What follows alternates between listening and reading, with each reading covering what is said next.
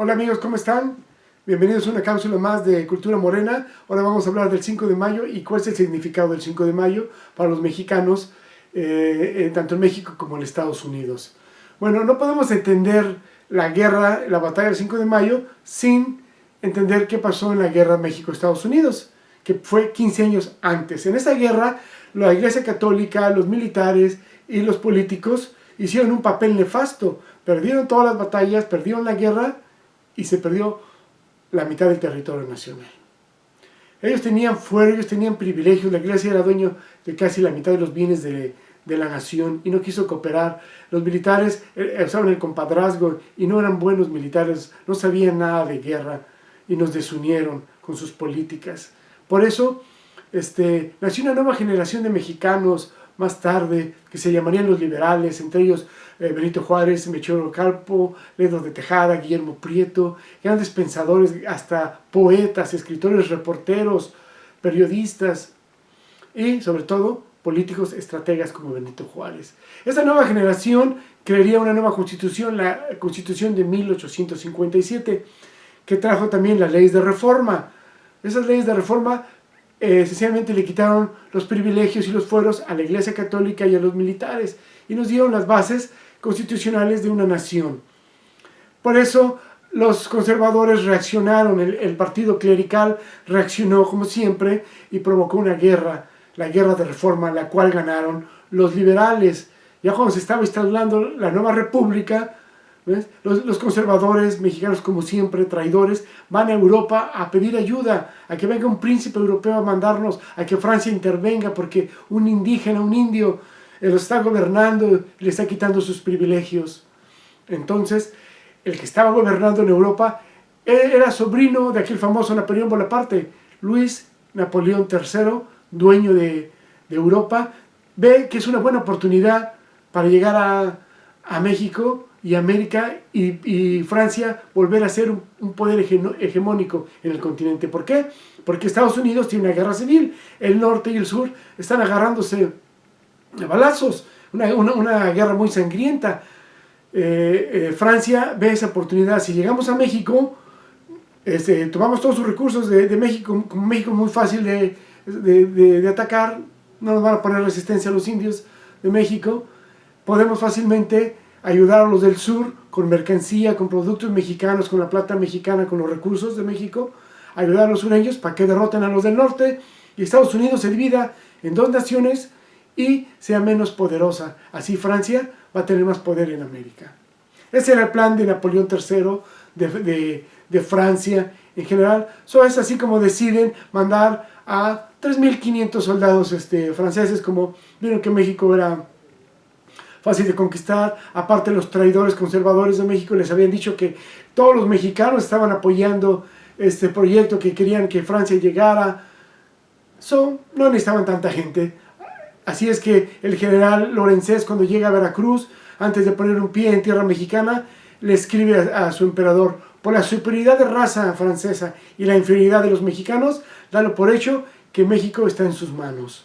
No sabría lo que le esperaba al señor, porque cuando llegan a Puebla, ahí se encuentra la defensa de los mexicanos, esta vez muy contraria cuando la guerra de Estados Unidos, que los criollos que estaban defendiéndose contra los americanos, no se atrevieron a invitar a los indígenas mexicanos a que pelearan para sacar a los americanos. ¿Por qué?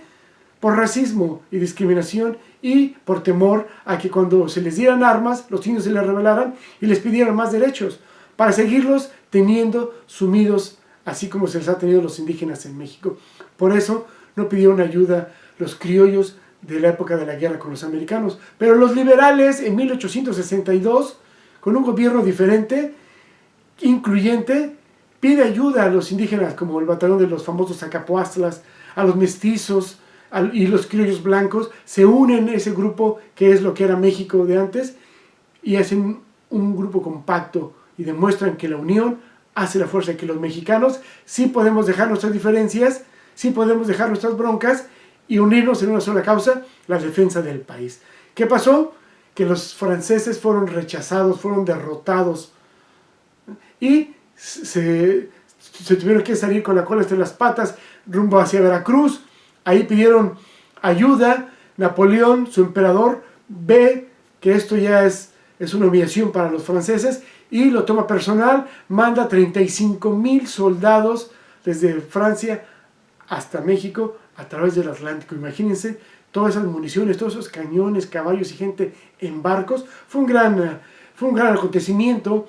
Otra vez se prepara la batalla en Puebla un año más tarde. Los mexicanos dan una defensa gloriosa, defienden la ciudad. Por un mes Puebla se ve sitiada, pero los mexicanos no tienen tantos recursos, se les acaba el alimento, no hay ahorita quien los pueda ayudar con cosas para su defensa y tienen que aceptar la derrota después de un mes de lucha. Los franceses respetaron mucho a los mexicanos por ese hecho, toman la ciudad de Puebla y se dirigen ahora hacia la Ciudad de México, la toman. Benito Juárez sale en su carruaje a llevarse la República donde quiera que él iba, Querétaro, Guadalajara, Chihuahua. Ahora sí llega Maximiliano de Habsburgo, se implanta como emperador, Maximiliano I, su esposa Carlota, y esa es la historia que tenemos cuando los franceses ya están dispuestos, ya están bien posicionados en México para ayudar a los sureños.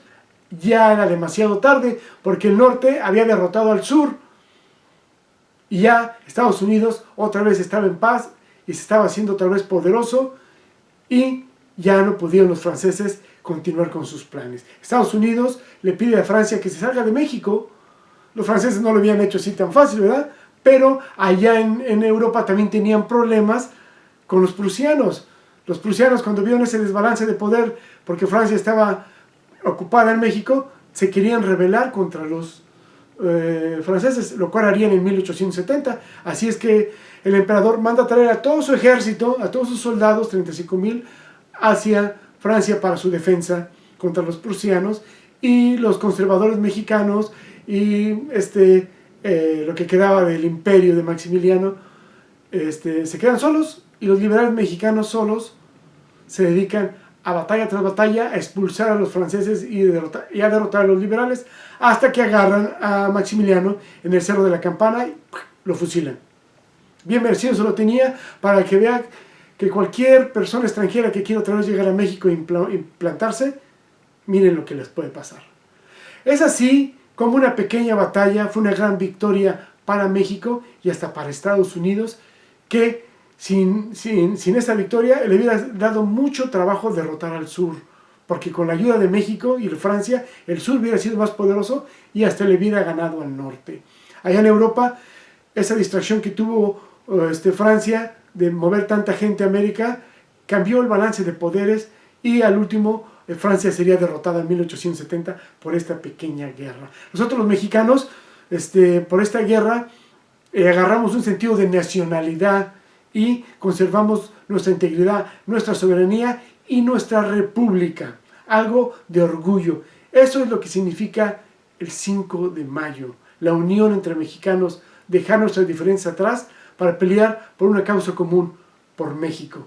Amigos, si les gusta esta historia, compártanla con sus hijos, cuéntensela a sus hijos, a sus primos, a sus amigos, y si viven en Estados Unidos, también con sus amigos extranjeros que festejan el 5 de mayo, pero no saben qué es lo que festejan.